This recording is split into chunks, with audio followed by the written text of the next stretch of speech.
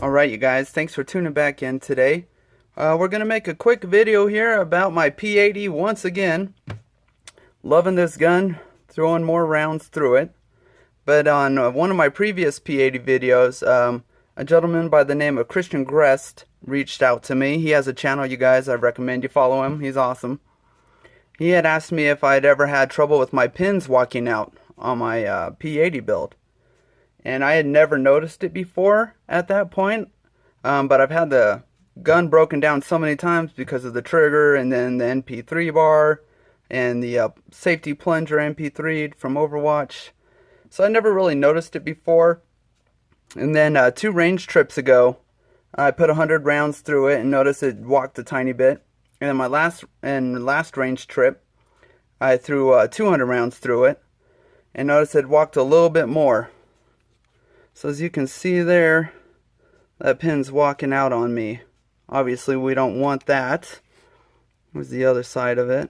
So you can see it's gone through quite a ways. So Christian had told me about the Strike Industries anti-walk pins for the Glock. So we're going to try throwing those in there and we'll see how it does.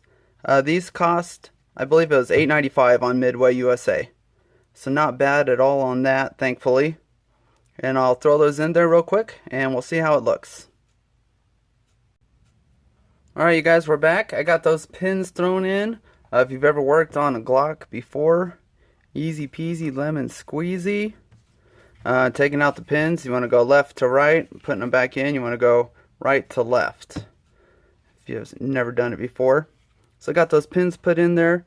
A couple cool little things about these Strike Industry pins is they're kind of indented there.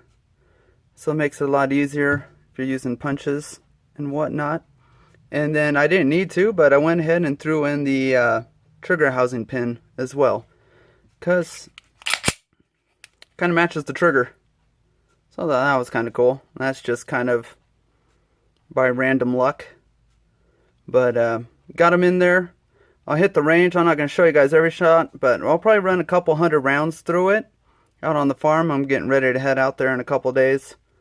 And maybe do a quick review every 50 rounds or so. We'll kind of see how that goes. But we'll try it out here, and let's see how it does.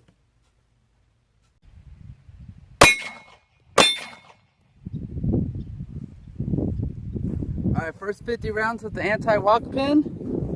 I'm not sure how well it'll pick that up.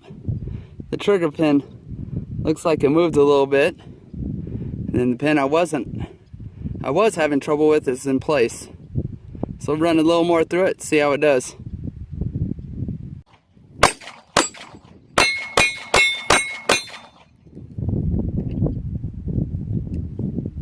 Alright. That was around 100, that last one. Top pin still looks good. That trigger pin might have walked a tiny bit more. I don't know if you can see that. Let's go a little more, see if it does anything else.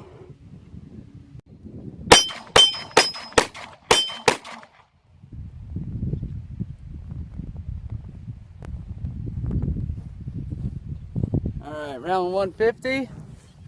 So you can see that trigger pin hasn't moved anymore. And then the locking block pin is solid. Try 50 more, and if that doesn't move anymore, I'm going to call it good.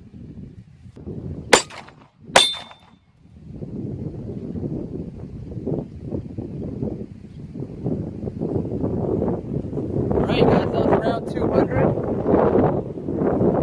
Let you get a look at it again. See, hasn't moved anymore. So I'm calling this a win. Because before it was moving, that locking block pin was moving a whole lot more. So the Strike Industries anti-walk pins, I'm calling a win. As always, you guys, thanks for watching. God bless.